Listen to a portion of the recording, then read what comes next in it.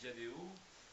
Donc ça fait à peu près une douzaine d'années que je travaille dans le web pour des sociétés avec des profils très différents, puisque je suis passé de petites sociétés à des grosses sociétés. Depuis maintenant presque 4 ans, je suis chez Viadeo où j'ai occupé des positions assez diverses, puisque je me suis occupé d'abord de marketing et que depuis maintenant un peu plus de 2 ans, je m'occupe des relations publiques pour le groupe.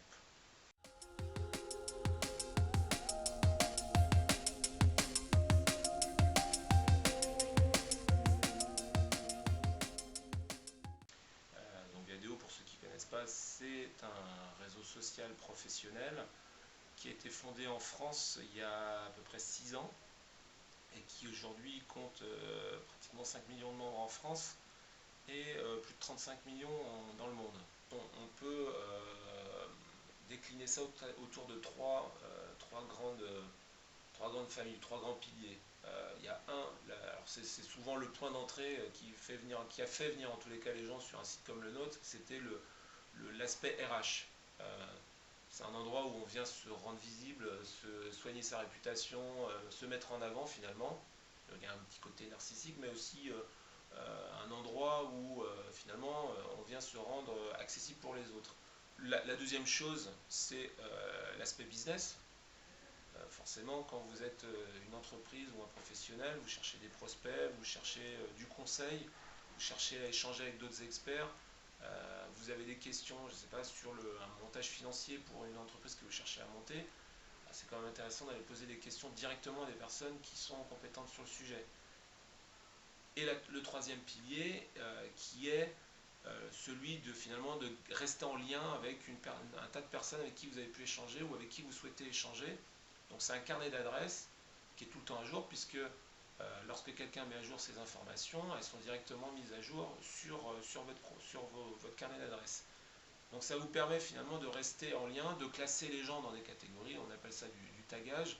C'est pas moi dans mon métier par exemple, dans mon carnet d'adresses j'ai des journalistes. Je les ai tagués dans une catégorie journaliste, j'ai tagué d'autres dans une catégorie amis, une autre catégorie d'anciens de l'école que j'ai pu faire, etc.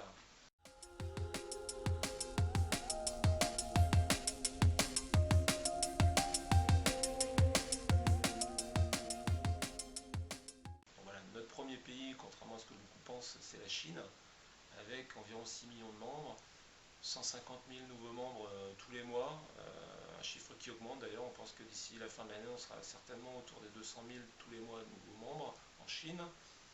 Et puis une forte implantation aussi en Amérique du Sud et en Inde. Voilà.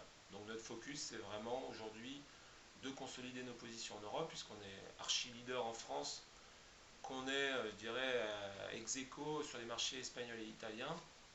Donc notre volonté, c'est de se consolider en Europe et de se développer fortement dans les pays émergents. Alors, pour un réseau social professionnel, la difficulté de s'implanter dans ce type de pays, c'est finalement de répondre aux besoins locaux qui ne sont pas forcément les mêmes que ceux qu'on peut connaître ici.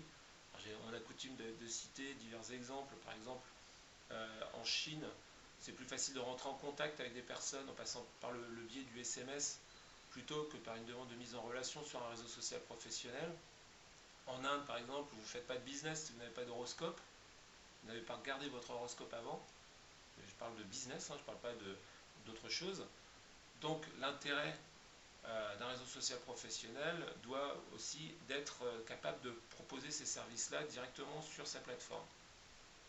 C'est vrai qu'on parle beaucoup de globalisation, mais avec une tonalité très très négative. Là, on est vraiment sur quelque chose de beaucoup plus positif. C'est-à-dire que l'outil est un outil universel, enfin, en tous les cas qui a une vocation universelle.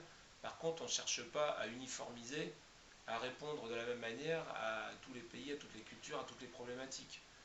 C'est ce que je disais au début, à savoir qu'en Inde, la culture est différente, donc on essaye de s'adapter à cette culture-là. On n'essaye pas de venir avec nos gros sabots d'occidentaux en disant voilà comment nous on pense, donc vous devez penser comme ça, voilà notre outil, donc vous devez utiliser notre outil comme il est.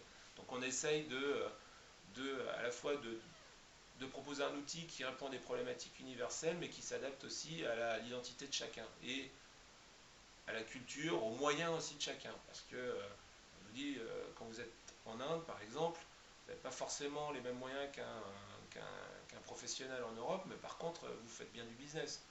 Vous avez bien besoin de clients, de prospects, etc. Donc le besoin est universel, la culture et les moyens ne sont pas forcément les mêmes partout. Voilà.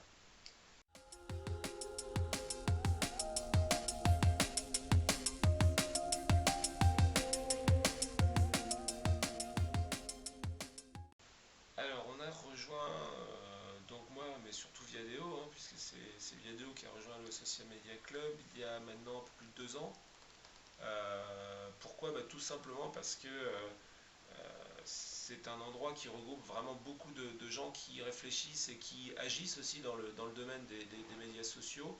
Donc je pense que c'est important qu'une entreprise qui se situe justement dans ce champ des médias sociaux participe à ce genre de réflexion parce que bien sûr il y a la possibilité aussi d'échanger finalement de faire indirectement du business, mais c'est pas ça notre volonté première. Notre volonté première, c'est vraiment d'être au cœur de cette réflexion là pour justement en sortir des directions, des tendances qui nous permettent ensuite d'être plus utiles aussi à nos utilisateurs.